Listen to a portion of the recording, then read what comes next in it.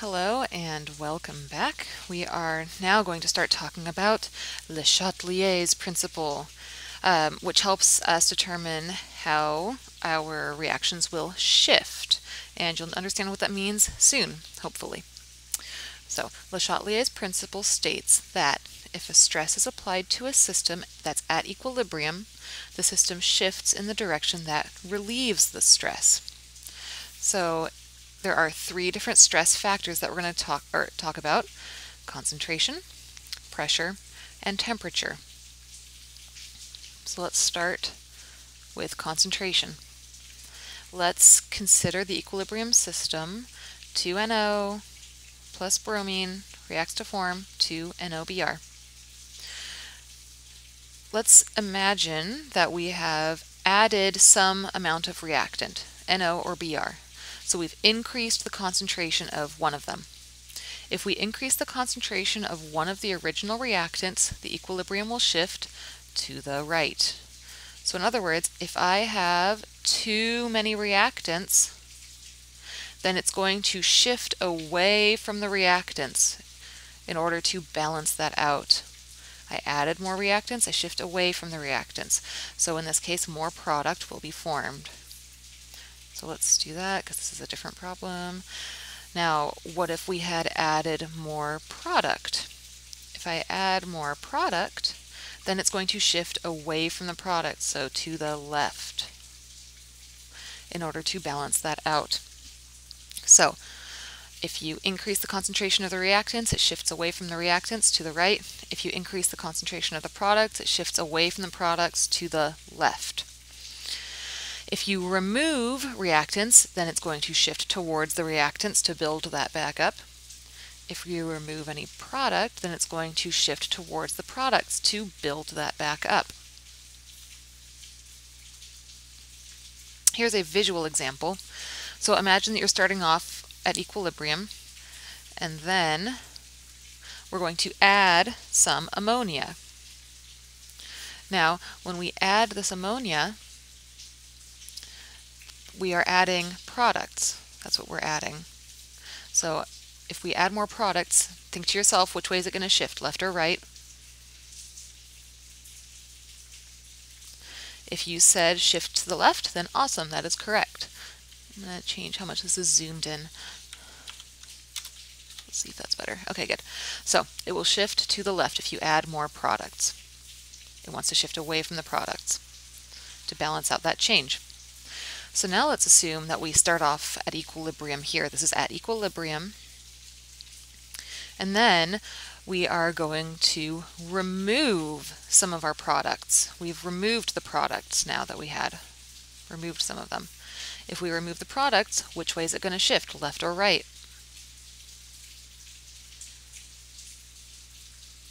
Hopefully you said it shifts to the right. If I remove the products, that means I now have a deficit of products. So the system, according to Le Chatelier, will shift towards the right to correct or rebalance that change.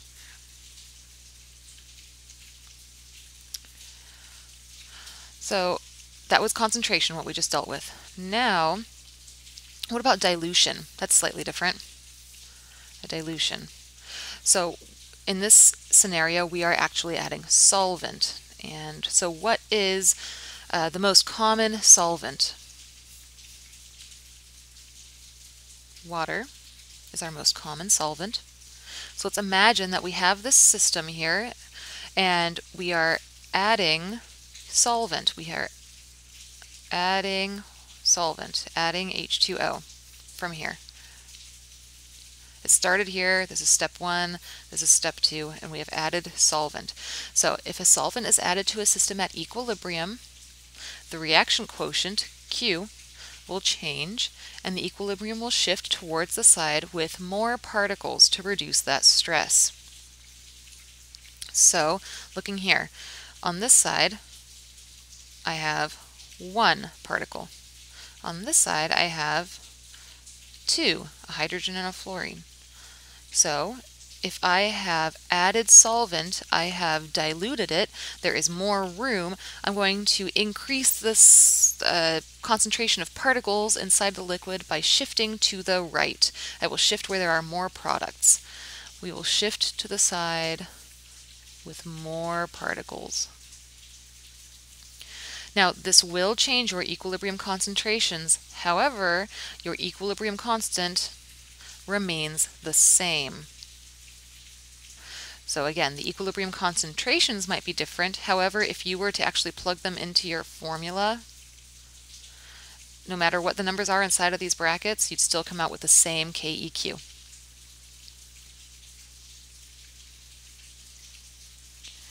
All right, what about if we change volume, which would also affect pressure?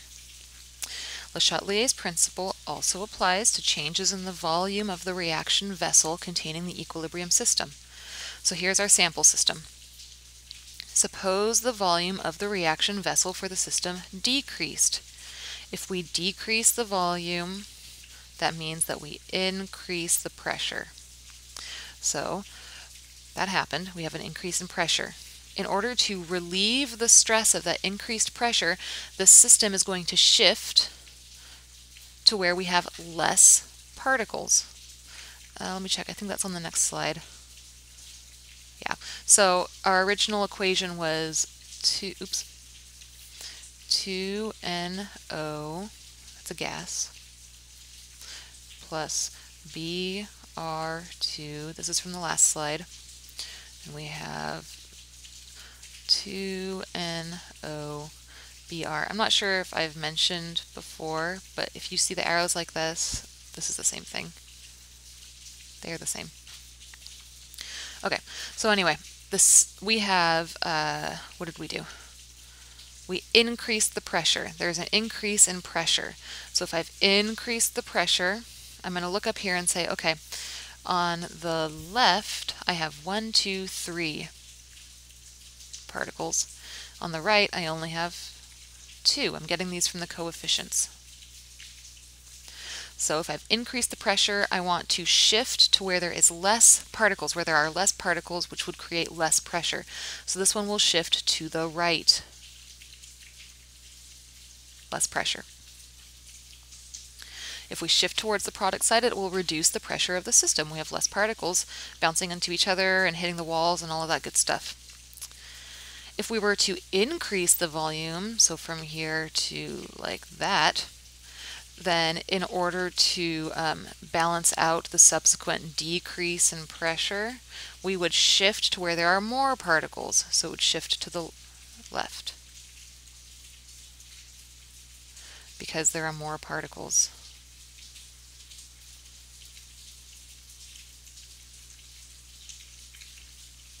So we are literally just counting up coefficients when we're talking about changes in pressure and which way things will shift. All right, well, here's another visual example. So we have what should hopefully look familiar to you at this point. What is this equation referring to? What process is it? It is the Haber process. Fertilizer made out of air. Cool. All right, so we start off with 14 gaseous molecules, and we have increased the pressure on the system. Increase the pressure, decrease the volume. There is less space, more pressure. It's just too cramped in here. So it's going to shift to where we have less gas molecules. On the left, let's count them up. We have 1, 2, 3, 4. And on this side, we only have 2. So it's going to shift to the right to relieve the stress of the increased pressure. It's going to where there are less particles. And then the opposite is also true. If we were to decrease the pressure, so it starts off with high pressure, ends with low pressure, we now have more room than we need. The particles have more room to move around, and so in order to balance out this change, the equilibrium is going to shift in the direction where there are more particles. Shift to the left when there's a decrease in pressure.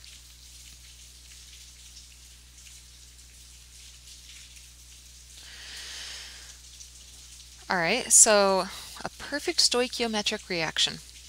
Changing the volume of the reaction vessel causes no shift in the equilibrium when the number of moles of product gas equals the number of moles of reactant gas. So for example, on this side I have 1 mole of hydrogen and 1 mole of bromine. So there are 2 moles total on this side. And over here I have 2 moles of hydrogen or hydrobromic acid. So I have 2 moles on this side. It's the same. So even if I change the volume, there's no shift because, I mean, there's nowhere to go. There's the same number of moles of gas on either side. Decrease volume, still no shift. Same thing with pressure. So this is called a perfect stoichiometric reaction, when the number of moles of gas are equal on both sides. All right, so here's your chance to try this without me. How would decreasing the volume of the reaction vessel affect the equilibria of, oh, we should actually have a formula for you to use. Hold on. Let's use this one. 2NO gas plus Br2 gas reacts 2NOBr gas. All right, go ahead and pause. See how you can do. How you do. All right, and welcome back. You should have paused and tried this on your own. This would shift to the right, because over here I have 3 particles, over here I only have 2. If I decrease the volume, I have less space for all of those particles, so I'm going to shift to where I don't have as many particles jumping around. Okay, oh, there was a formula given. Well, that's silly. Okay, try it for this one. What if I decreased the volume here? If I decrease the volume, what happens?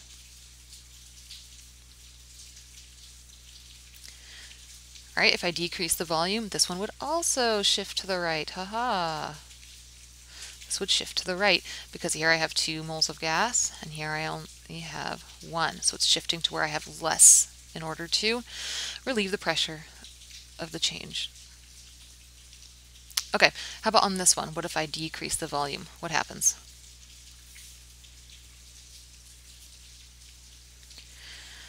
Okay, on this one, it would shift to the left. I only have 1 particle here, whereas on this side I have 2, so it's going to shift to the side with less particles in order to relieve that stress.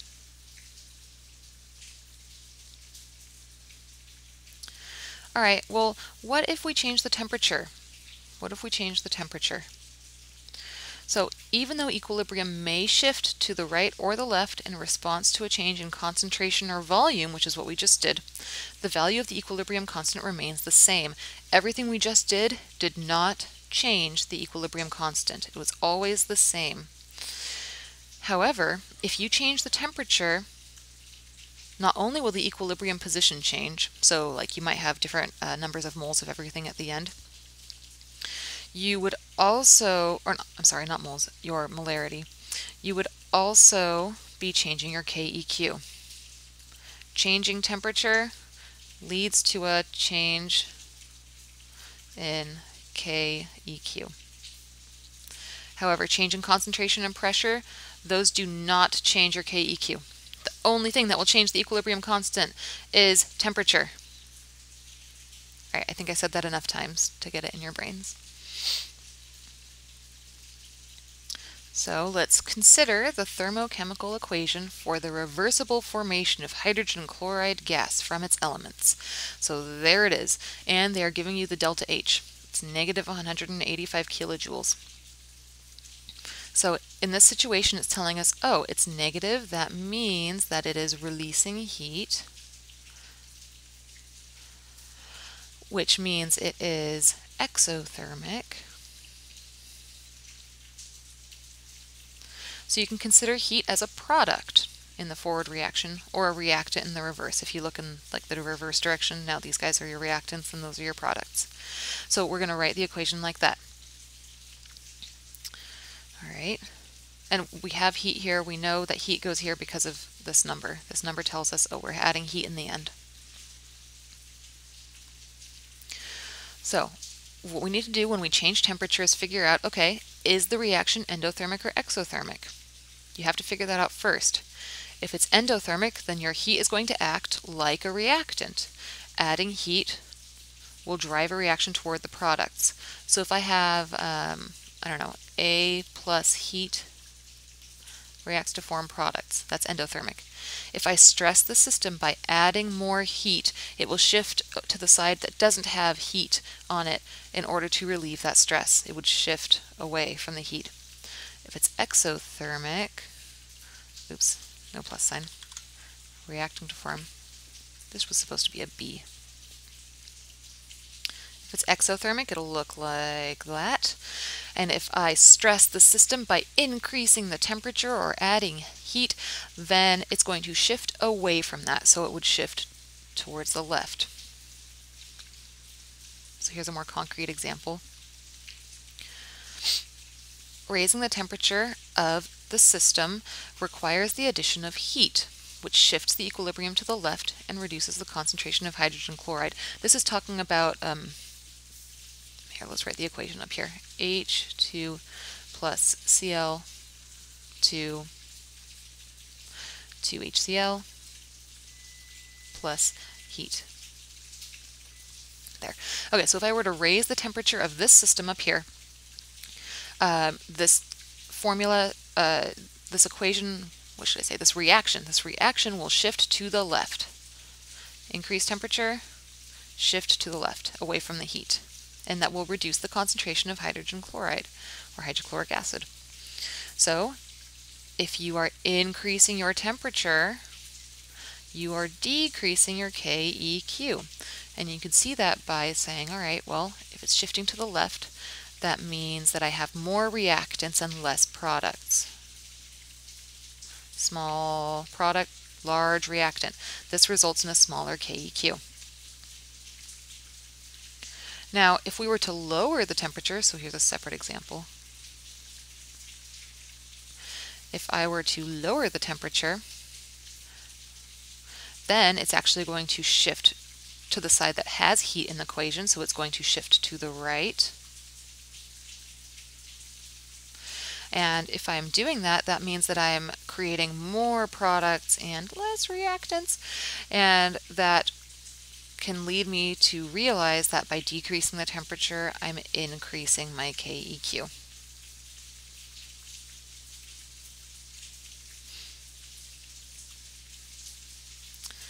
So, changes in temperature. Temperature is the only stress that changes the equilibrium constant. Temperature, just temperature, only temperature. If you take heat away, then the equilibrium is going to shift in the direction that produces heat.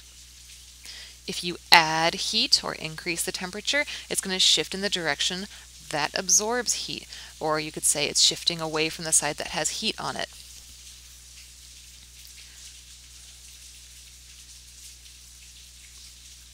What about if we were to add a catalyst? If we add a catalyst, as you learned in the last unit, it will change the reaction rate. It will increase the reaction rate. However, it does not change your equilibrium constant. What's the only thing that affects equilibrium constant? Temperature! Yay, good job. So, what if we add an inert gas at a constant volume?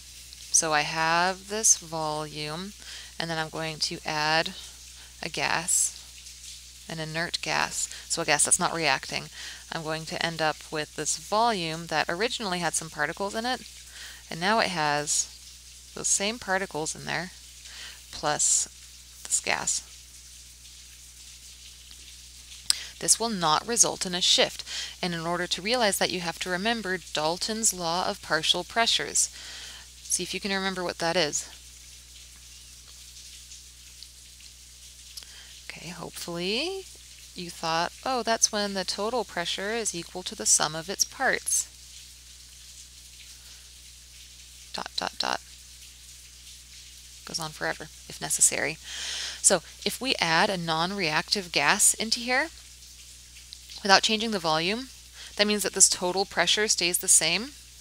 And, oh, sorry, woo, hello, go back. It does not stay the same. If I have added more gas into here, I have increased the total pressure. However, my individual pressures remain the same. My individual partial pressures are not affected. So the total pressure increases by adding some gas into there, but these guys all stay the same as they were before. So since we calculate equilibrium constant by doing the concentrations of the not concentrations. We find the equilibrium constant by putting ratios of partial pressures. That means that changing the total pressure doesn't affect our equilibrium constant. Changing the total pressure does not affect your equilibrium constant. However, if the volume is allowed to increase in the process while we're keeping our pressure constant, then that means that our partial pressures will actually decrease. If I started off with this total pressure, then my partial pressures will have to change in order to keep that the same when I add in a newbie. So if that happens, then we will have, where did they go? The partial pressures of all the gases would be decreased, resulting in a shift towards the side with the greater number of moles of gas. So, I mean, we just did this already. We already did this. If we increase the volume, I have more space. I'm going to shift to the side with more moles of gas. However, does my KEQ change? No, it doesn't. It does not change unless I change the temperature. Okay, we are on to the last part of these notes, which is a gigantic practice problem. Awesome. And it involves ice charts. So if you're not good on ice charts, wake up, pay attention. A chemist mixes 80% nitrogen and 20% oxygen by moles in a vacuum and finds that the total pressure is 1 atmosphere at 25 degrees C. And here's our KP. Step 1, find the initial partial pressure of each gas. Let's just do that right now. I'm not even going to look ahead. I know that the total pressure is equal to the sum of its parts, and we're telling us that the two parts are nitrogen and oxygen. I know that my total pressure is 1 atm, and I know it's 80% nitrogen and 20% oxygen. So that must mean that 80% of 1 atmosphere would give me 0.8 for nitrogen and 0.2 for oxygen.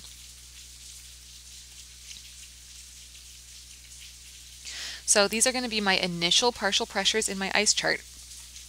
When I create my ice chart, these will go at the top. The first step is going to be to find the equilibrium partial pressure.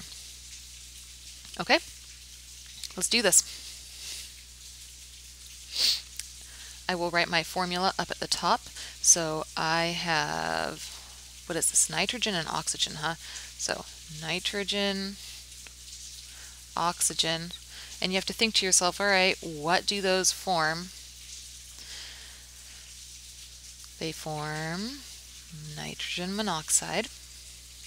I have balanced it. Notice that I balanced it. You need to have this balanced for ice charts.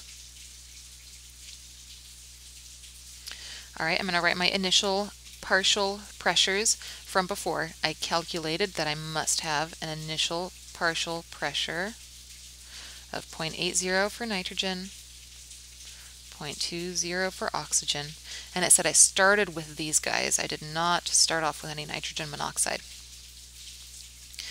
Now, if I am not given any equilibrium pressures or concentrations or what have you, what do I have to do?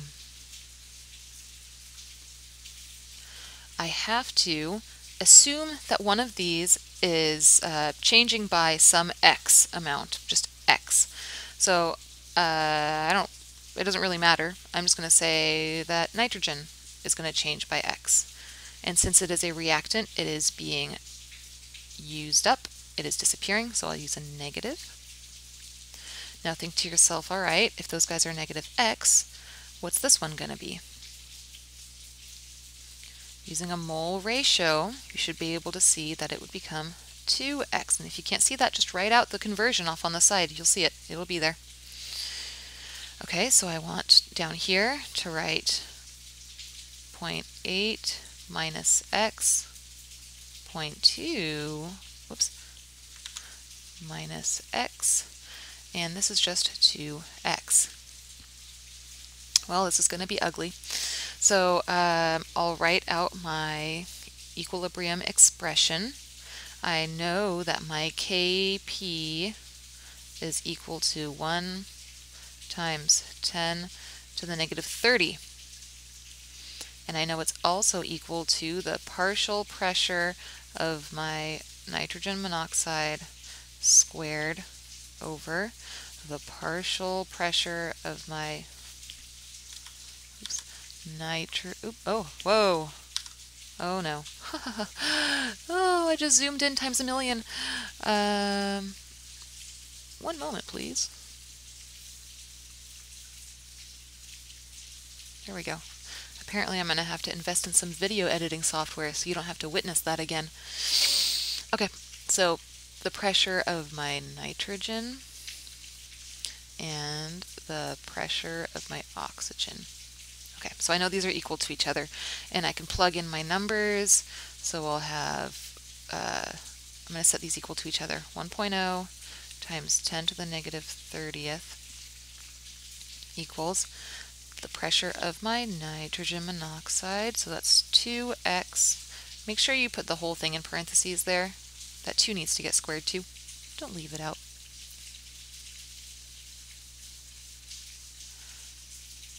.20 minus x. Okay, looking at this, oh my gosh, so many x's, what a pain. I don't want to have to solve this quadratic equation if I don't have to. So let me check my Kp. Is my Kp very, very, very small? Well, it is times 10 to the negative 30th. So since it is so tiny, I'm going to use my small x assumption.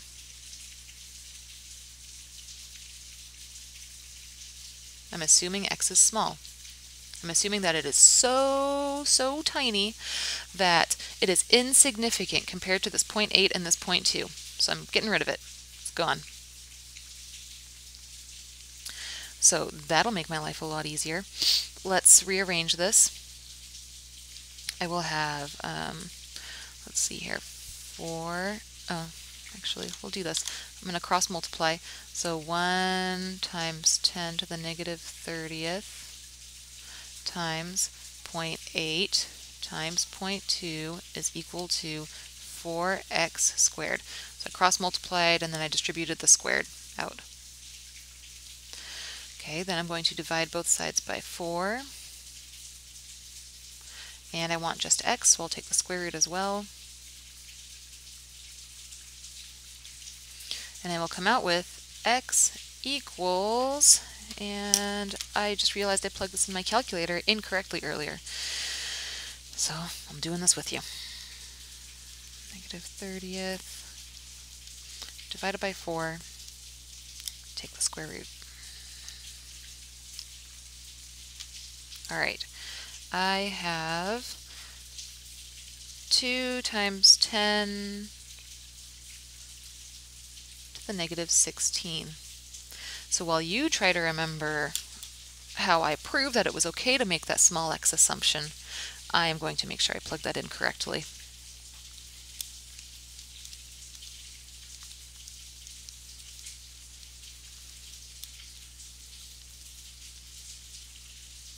And I did.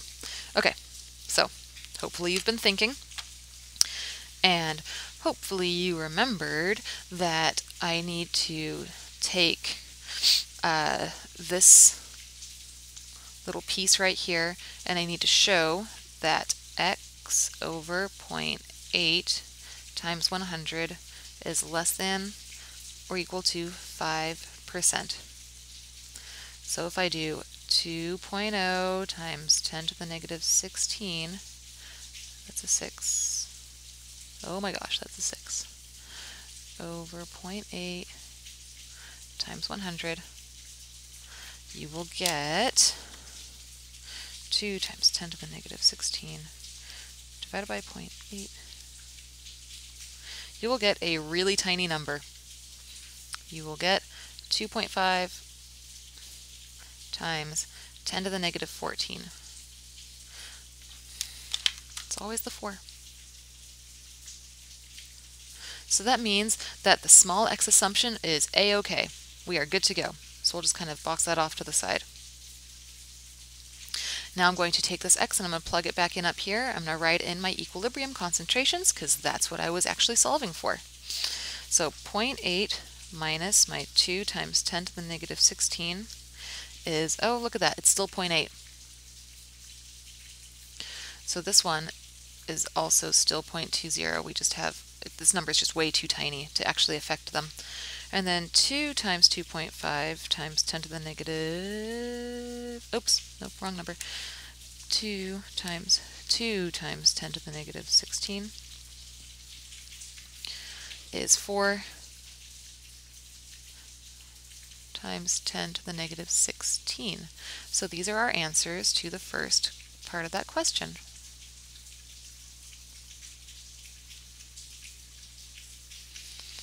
All right, so let's go back and see what the other part of the question was. If the temperature increases to 2,127 degrees Celsius, oh, look at that. They increased the temperature. It increased our equilibrium constant. We're going to find new equilibrium concentrations. Fine. So let's go back. So what they did was they changed our Kp. So let's get a fun new color. How about green? Green's nice. Let's block that off. This is a new section. So if we change our Kp number, does that affect how we build this ice chart? It does not. Changing our Kp number does not change how we build this ice chart. Our initial pressures are the same. I should probably put units on here before I forget. Yes, those are pressures. ATM. ATM. All right, so that means that I get to use all of this nice work. Yay, wonderful. But this time my Kp is only what was it? 0.0025. Uh-oh. It's not small anymore.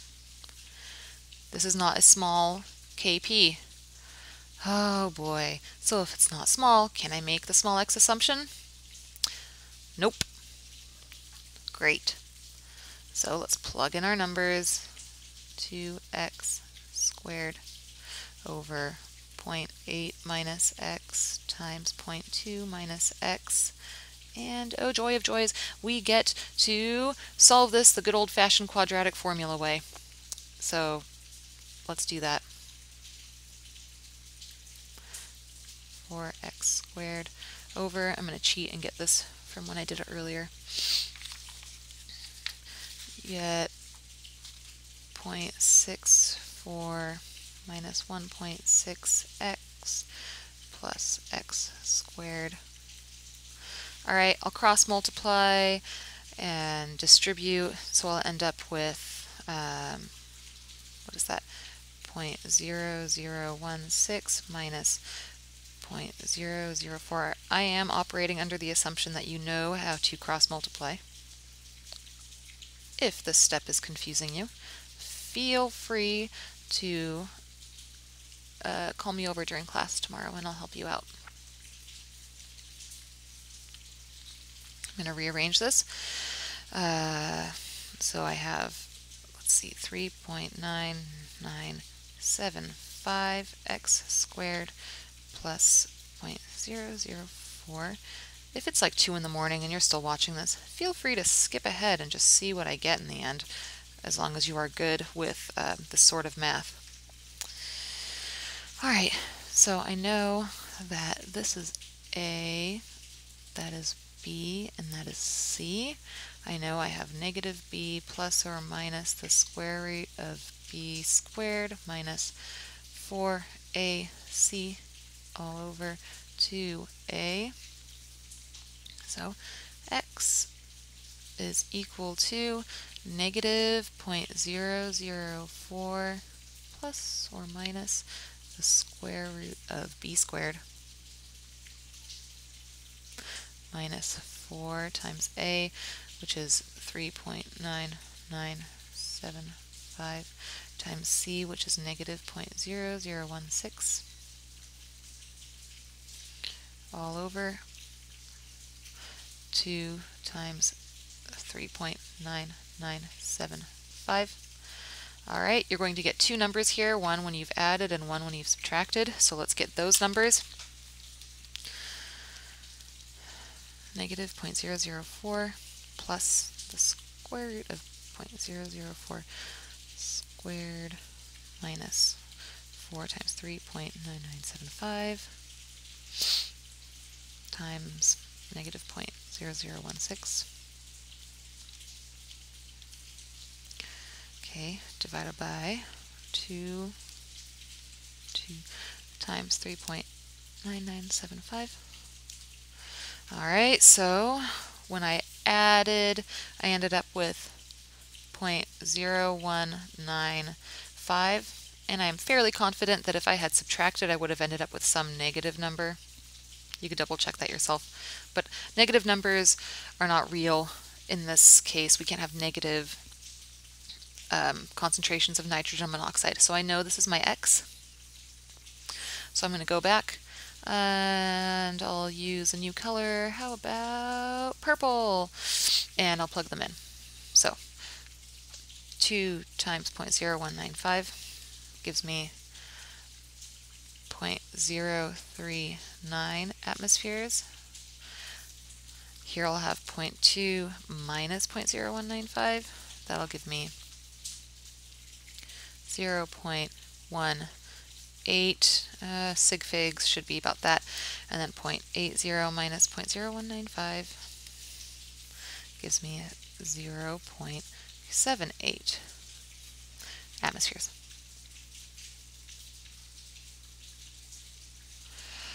Whew, and there you have it.